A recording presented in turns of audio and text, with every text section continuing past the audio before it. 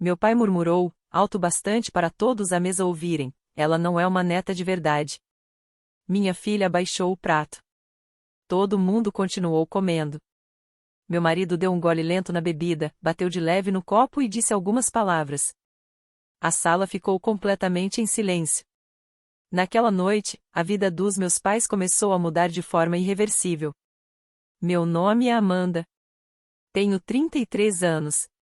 E, se aprendi alguma coisa neste último ano, foi que às vezes as pessoas que deveriam te amar mais são justamente as mais dispostas a machucar o seu filho. Lily não é minha filha biológica.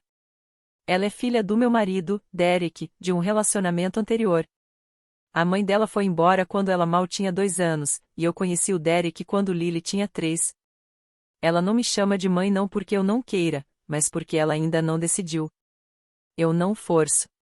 Só sei que, quando ela adormece no meu peito depois de um pesadelo ou me pede para trançar o cabelo como as meninas da pré-escola, eu me sinto mais mãe do que em qualquer outro momento da minha vida. Mas nada disso importa para os meus pais. O dia de ação de graças sempre foi um espetáculo na casa deles. Mesa perfeita, comida perfeita, aquele tipo de feriado que parece cena de filme antigo, onde ninguém tem problemas de verdade. Todos fomos convidados, claro. Eu, Derek e Lily. Mas, desde o momento em que entramos, eu senti aquela tensão que eles nem faziam mais questão de esconder. Meu pai abriu a porta, viu Lily segurando a mão do Derek e mal saiu do caminho. Apenas assentiu, deu um sorriso duro, como se estivesse abrindo a porta para um vendedor. Lá dentro, minha mãe já estava na metade de uma garrafa de vinho, com a marca do batom na taça e usando pérolas como se estivesse fazendo teste para um papel que não existia. Ainda não acredito que você se casou com um homem que já tem filho, disse ela, servindo mais vinho sem nem levantar os olhos. Como se fosse uma piada. Como se não fosse algo que ela já tivesse dito dezenas de vezes. Eu fiquei quieta. Como sempre. Fiquei pensando que, se eu apenas provasse que a Lily era doce o bastante, inteligente o bastante, comportado o bastante, eles acabariam enxergando. Mas eles não queriam enxergar. O jantar estava tenso, como todo ano. Ainda assim, Lily se comportava perfeitamente, sentada ao meu lado, com o guardanapo de pano dobrado no colo, sussurrando obrigada quando Derek lhe passava o purê de batatas. E então, logo depois de começarmos a comer, meu pai fez aquilo. Pegou o copo de vinho, olhou direto para o Derek e murmurou, ela não é uma neta de verdade, alto o suficiente para todos ouvirem. Lily ouviu. Ela não perguntou o que aquilo significava. Apenas parou de mastigar, abaixou o garfo no prato e ficou imóvel. Ninguém disse nada. Nem meu irmão, nem a esposa dele, nem mesmo minha mãe. Todos continuaram comendo, como se aquilo fosse aceitável. Derek pegou o copo, deu um gole demorado, depois bateu de leve na borda e falou com a maior calma do mundo, pelo menos agora todos nós sabemos quem é a menor pessoa nesta mesa de verdade. O silêncio que se seguiu não foi constrangedor. Foi definitivo. Foi cirúrgico, como se uma linha tivesse sido cortada no meio da mesa, sem chance de voltar atrás. Fomos embora mais cedo. Sem desculpas, sem sorrisos falsos. Prendi Lily na cadeirinha do carro. Ela ficou olhando pela janela o caminho inteiro até em casa. Não disse uma palavra. Dererick esperou até entrarmos na garagem. Chega de tentar. Foi tudo o que ele disse. Mas eu sabia exatamente o que aquilo significava. Não era só sobre os jantares.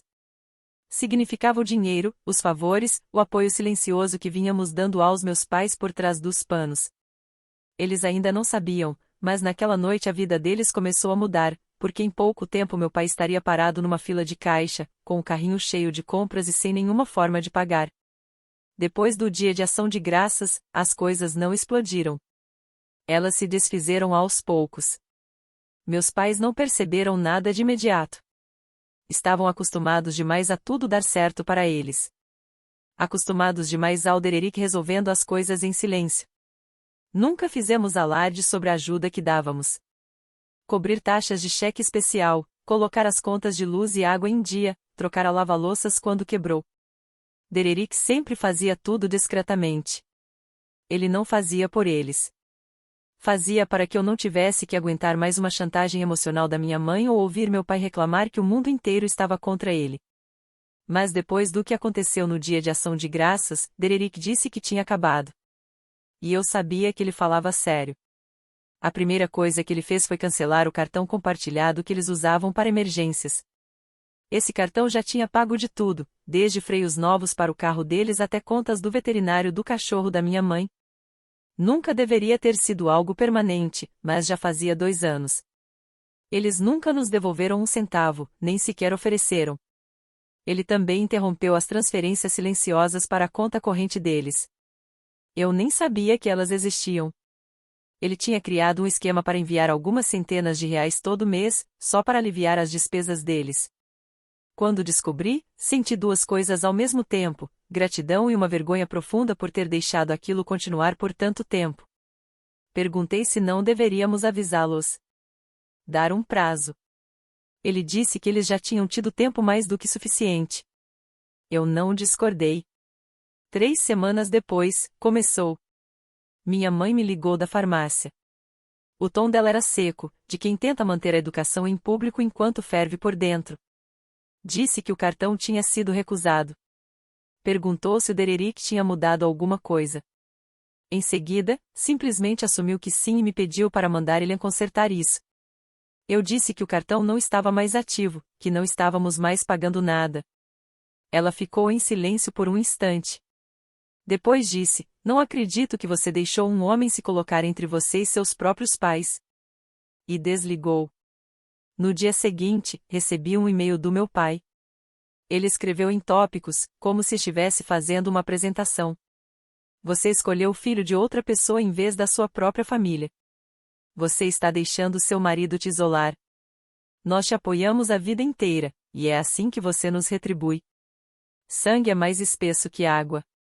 E, logo embaixo, aquela frase: "Quando esse homem te abandonar e ele vai, não venha correndo atrás de nós." Eu li 2 vezes. Depois apaguei. Dererick não disse nada até eu contar sobre o e-mail. Então ele me olhou e falou algo que ficou comigo: "Eles não estão com raiva porque paramos de ajudar. Estão com raiva porque achavam que nunca pararíamos." E então as coisas pioraram para eles. Uma noite, meu irmão ligou do nada. Quase nunca conversamos fora aniversários ou feriados, mas ele parecia tenso. Disse que a situação do nosso pai e da nossa mãe tinha saído do controle. A segunda hipoteca estava atrasada havia 3 meses. Tentaram refinanciar, mas, com o crédito deles, nenhum banco quis chegar perto. Estavam pedindo dinheiro a ele. Ele disse que não. Disse que eles precisavam parar de viver como se sempre tivessem um plano B.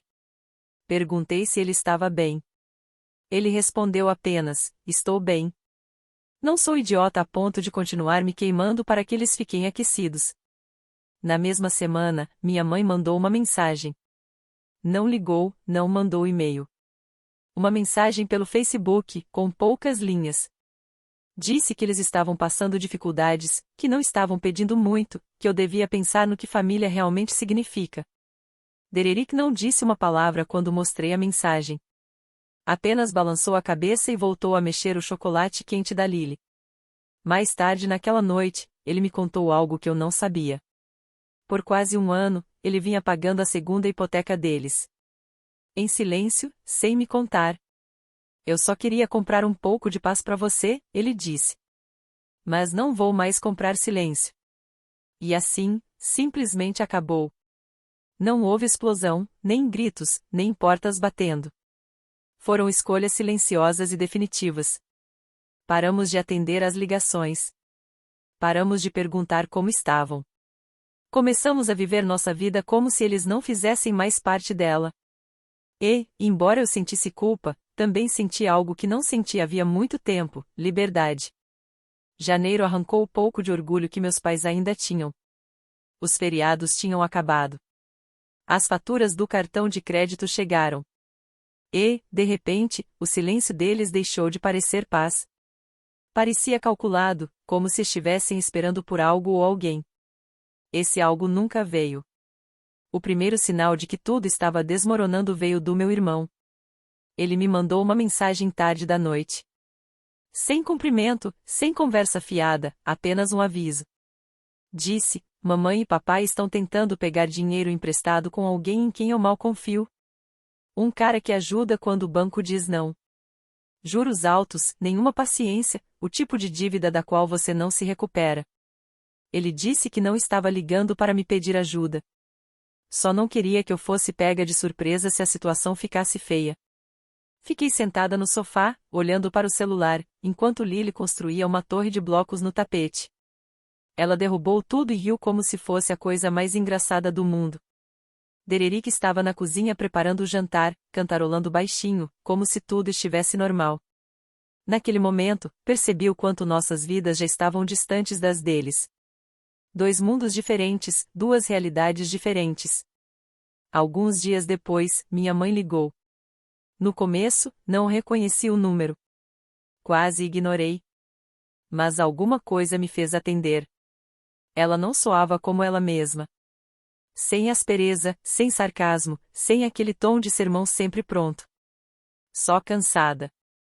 Disse que eles estavam sob muito estresse, que as coisas não estavam saindo como haviam planejado. Disse que sentia minha falta, sentia falta das nossas conversas, de como os feriados costumavam ser. Ela não mencionou a Lily. Nem uma única vez. Disse que não estava ligando para pedir nada.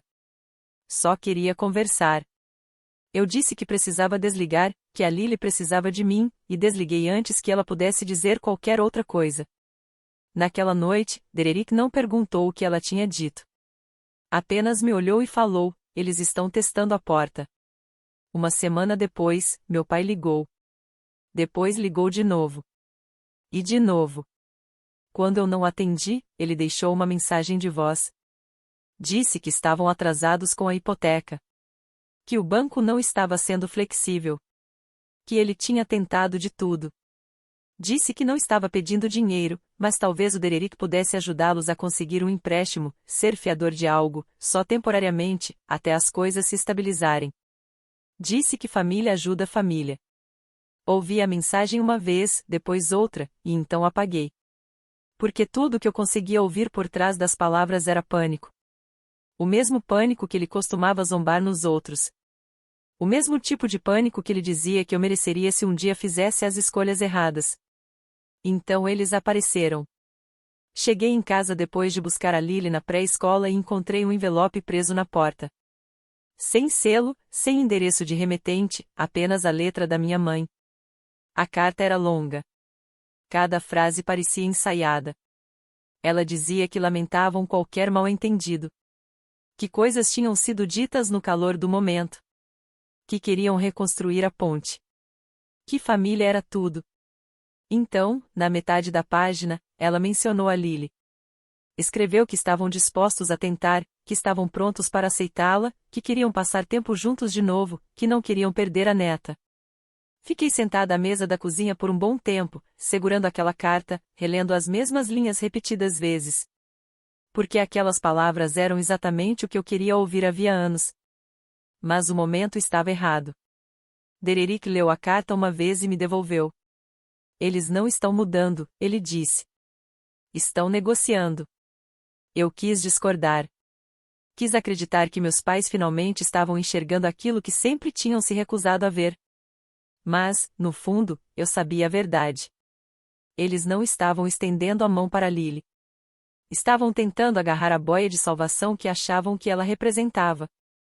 E agora que as opções estavam acabando, finalmente estavam assustados o suficiente para fingir. 3 dias depois da carta, meu pai apareceu no trabalho do Dererick. Eu só fiquei sabendo naquela noite. Dererick chegou em casa, largou a bolsa perto da porta como sempre fazia e foi direto à geladeira. Encheu um copo de água e disse, com a maior naturalidade: seu pai passou lá hoje.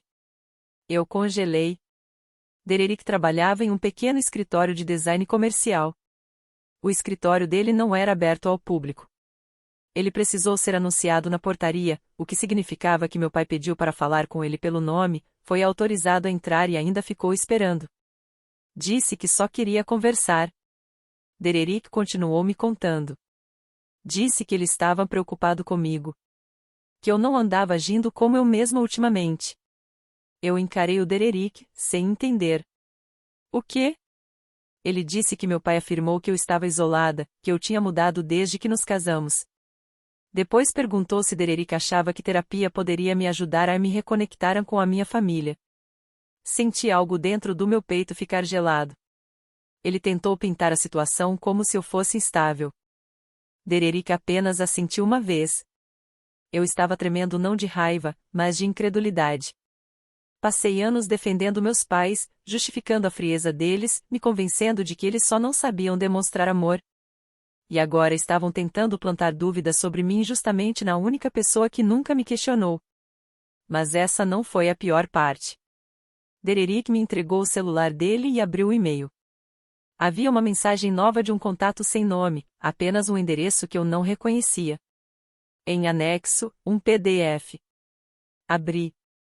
Extratos bancários. Meus pais tinham enviado para o Dererick registros completos da situação financeira deles, dívidas, avisos de atraso, contas bloqueadas, até a notificação de execução da hipoteca. E, no final, uma mensagem: não estamos pedindo esmola, só ajuda. Por favor, não deixe que ela tome uma decisão que prejudique todo mundo. Eu não conseguia respirar. Eles tinham passado por cima de mim. Tentaram pressionar meu marido. Tentaram me pintar como instável. E ainda tiveram a audácia de se colocar como vítimas. Eu não chorei. Nem fiquei com raiva. Apenas me levantei, fui até o armário do corredor e puxei a caixa onde guardo tudo dos primeiros anos da Lily.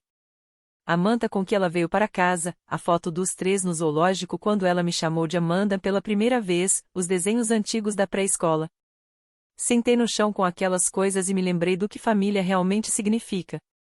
No dia seguinte, escrevi um e-mail para eles.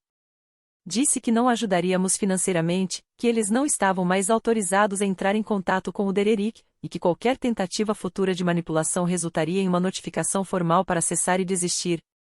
Finalizei com uma única frase: vocês fizeram a escolha de vocês naquela mesa de jantar. Eles não responderam. Mas, uma semana depois, minha mãe mandou uma foto.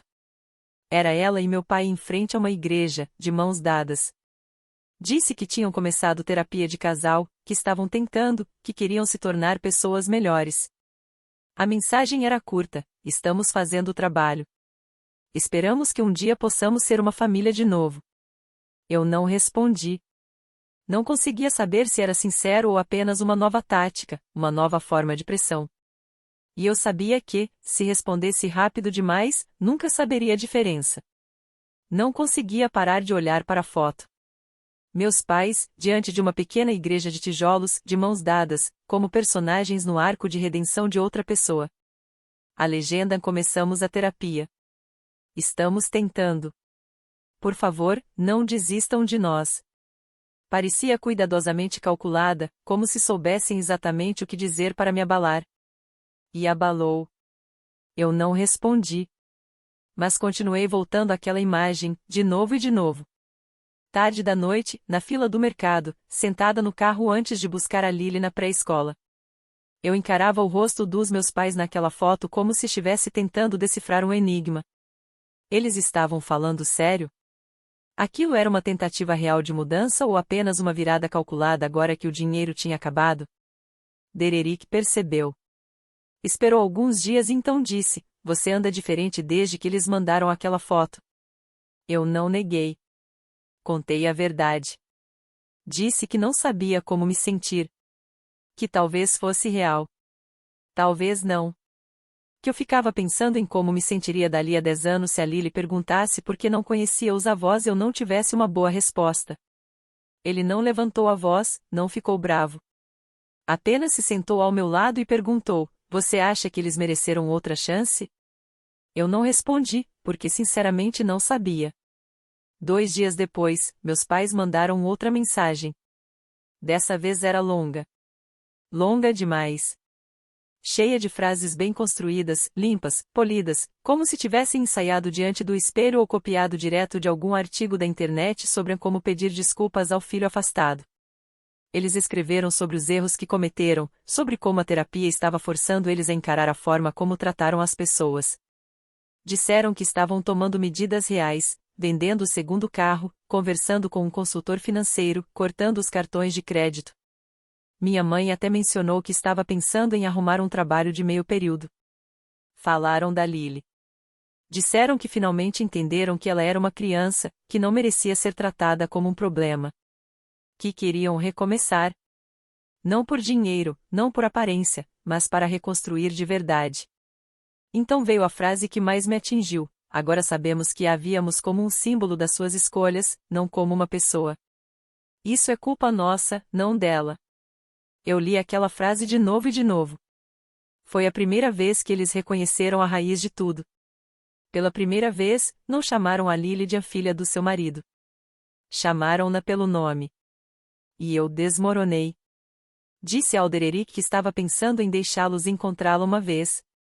Algo supervisionado, talvez num parque, uma visita curta, sem pressão, só para ver. Ele ouviu em silêncio e então perguntou: "Você confia neles?" Eu disse que não sabia. Então ele me olhou firme e disse algo que me paralisou. "Amanda, eles não apenas disseram coisas horríveis. Eles tentaram te apagar, minar o seu lugar nesta casa. Foram pelas suas costas e vieram até mim como se você não fosse estável. Eles não só te machucaram. Tentaram te desfazer. Você pode até perdoar isso, se quiser. Mas a Lily não vai pagar o preço." Senti o calor subir no peito. Não por causa dele, mas por minha causa. Porque, no fundo, eu sabia que ele estava certo. Eu estava tão focada em saber se meus pais estavam tentando mudar que não tinha me perguntado se eles mereciam ter acesso a ela. A Lily não era recompensa pelo esforço deles. Ela era uma pessoa. Uma criança. Minha filha. Ficamos sentados em silêncio por um longo tempo. Então eu disse algo que ainda não tinha conseguido falar em voz alta. Eu quero acreditar que eles estão mudando. De verdade. Mas não consigo distinguir se é culpa ou apenas medo por terem perdido o controle. Ele assentiu. E então disse algo simples: "Então espere. Não responda. Não prometa nada. Apenas espere." E foi isso que eu fiz. Uma semana se passou. Depois outra. Nenhuma mensagem nova, nenhuma aparição inesperada, nada. Até que, um dia, voltei para casa depois de buscar a Lily e encontrei outro envelope na caixa do correio. Sem selo, sem endereço de remetente. Dentro havia uma foto de um pequeno apartamento. Caixas ainda fechadas. Móveis de segunda mão encostados na parede. O bilhete, escrito à mão, dizia: "Vendemos a casa. Estamos nos mudando. Sem expectativas. Só queríamos que você soubesse que estamos realmente recomeçando." Fiquei na cozinha segurando aquele bilhete, com o peso de anos caindo sobre mim. Não porque eu estivesse pronta para perdoá-los, mas porque, pela primeira vez, eles não tinham pedido nada. Deixei a foto e o bilhete sobre o balcão por 2 dias antes mesmo de comentar com alguém. Ficaram ali, entre os desenhos da Lily pela metade e a lista de compras inacabada. Eu passava, olhava, e seguia adiante. Não porque eu não me importasse, mas porque me importava demais. Eles disseram que estavam recomeçando. Sem expectativas, apenas avisando. E foi isso que tornou tudo diferente dessa vez. Pela primeira vez, não havia culpa na mensagem. Nem súplica, nem pressão. Era o silêncio mais calmo que eles já tinham oferecido. Mesmo assim, eu não conseguia parar de reviver tudo o que eles tinham feito. O jantar de ação de graças, os comentários sobre a Lily, a visita ao trabalho do Dererick, os arquivos financeiros cuidadosamente orquestrados, a tentativa de virar meu próprio marido contra mim. Essas coisas não desaparecem só porque alguém se muda para um lugar menor e começa a fazer terapia. Mas a parte de mim que ainda era filha deles, a parte que eu tentei silenciar, continuava sussurrando: "Talvez seja isso. Talvez este seja o momento em que eles finalmente entendam." Dererick não mencionou o bilhete. Não precisava. Ele sabia que eu estava pensando nisso. Pelo jeito que eu pegava o celular sem perceber. Pelo jeito que eu ficava olhando pela janela enquanto a Lily corria pelo quintal com um brinquedo de fazer bolhas de sabão. Uma noite, ele me encontrou dobrando roupas em silêncio, a carta ainda sobre a mesa de jantar. Ele disse: você está esperando um sinal, mas ele já veio. Eles deixaram ir? Perguntei. Mas e se eles forem realmente diferentes agora? Insisti. Ele respondeu, então eles vão continuar sendo diferentes, com ou sem a gente olhando. Acho que foi ali que algo dentro de mim se acomodou. Não de uma vez, não por completo, mas o suficiente. Na manhã seguinte, sentei e escrevi um e-mail para eles. Disse que tinha recebido a foto, que esperava que a mudança tivesse dado a eles o recomeço de que precisavam, que eu respeitava o trabalho que estavam fazendo e eu queria dizer cada palavra. Mas depois escrevi, neste momento, não estamos prontos para incluir vocês na vida da Lily. Talvez um dia, mas agora não. Vocês não precisam da nossa presença para provar crescimento. Se isso for real, vocês continuarão fazendo o trabalho, independentemente de estarmos por perto. Eu não pedi desculpas. Não suavizei com promessas nem deixei brechas. Eu apenas apertei a enviar. Não houve resposta. Nem naquele dia, nem no seguinte, nem desde então e já se passaram 4 meses. Nenhum correio de voz, nenhuma carta surpresa, nenhuma foto, nenhuma atualização. No começo, foi estranho, quase antinatural, como se um membro tivesse ficado dormente. Por tanto tempo, eles estiveram sempre presentes, nem que fosse como fonte de conflito, barulho ou culpa. Mas, aos poucos, o silêncio começou a parecer liberdade. Lily nunca pergunta por eles. Ela não se lembra do jantar de ação de graças. Não se lembra da expressão no meu rosto, nem de como Dererick cerrou o maxilar. Ela se lembra de fazer flocos de neve de papel com ele na manhã seguinte. Se lembra do ursinho que trouxemos do zoológico em dezembro. Se lembra das panquecas que fazemos todo domingo de manhã e de como Dererick sempre prepara uma em forma de coração só para ela. Ela se lembra do que importa. Eu ainda penso nos meus pais. Não todos os dias, mas às vezes. Me pergunto se eles ainda vão à terapia. Se falam sobre nós. Se são pessoas diferentes agora, sentados em algum pequeno apartamento do outro lado da cidade, aprendendo a ser decentes tarde demais no jogo. Mas não me sinto mais responsável por eles. E não me sinto uma filha ruim por escolher a minha família que eu construí, não há que eu nasci dentro. Às vezes, a cura não se parece com reconciliação.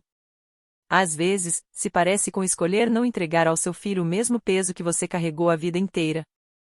E foi isso que eu fiz. É isso que continuarei fazendo. Atualização. 6 meses se passaram. O silêncio, na maior parte do tempo, era até tranquilo. Lily começou o jardim de infância, e todas as manhãs viraram um redemoinho de cereal, sapatos, mochilas esquecidas e abraços apressados.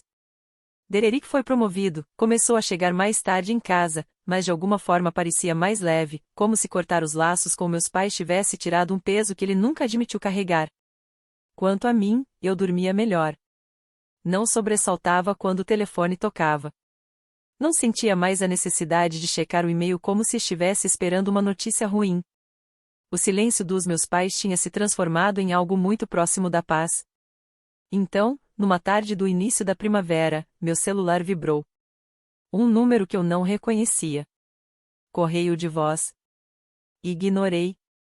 Algumas horas depois, outra ligação. Mesmo número.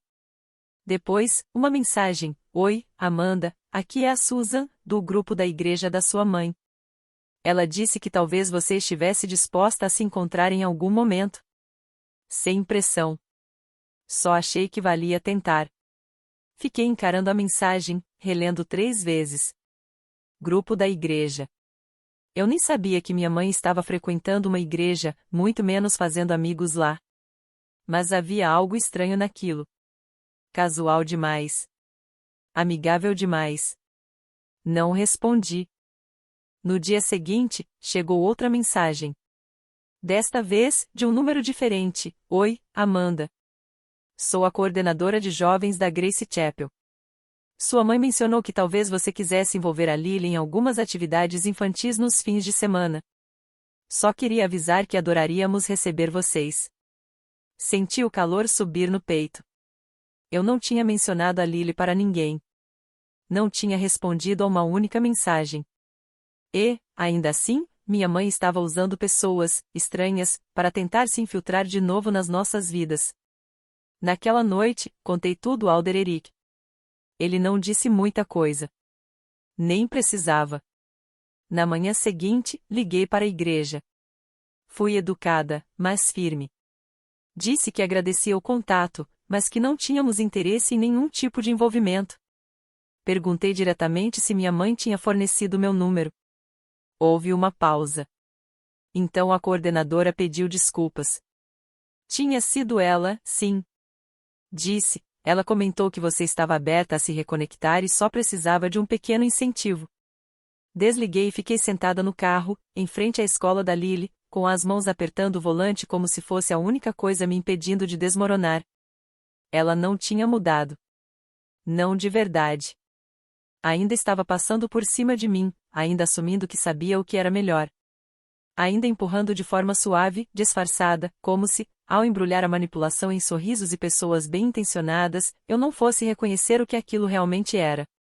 Dererick ficou furioso quando contei. Ele quis ligar para ela, confrontá-la. Eu disse, não. Ainda não. Disse que escreveria mais um e-mail. Contei que sabia o que ela tinha feito.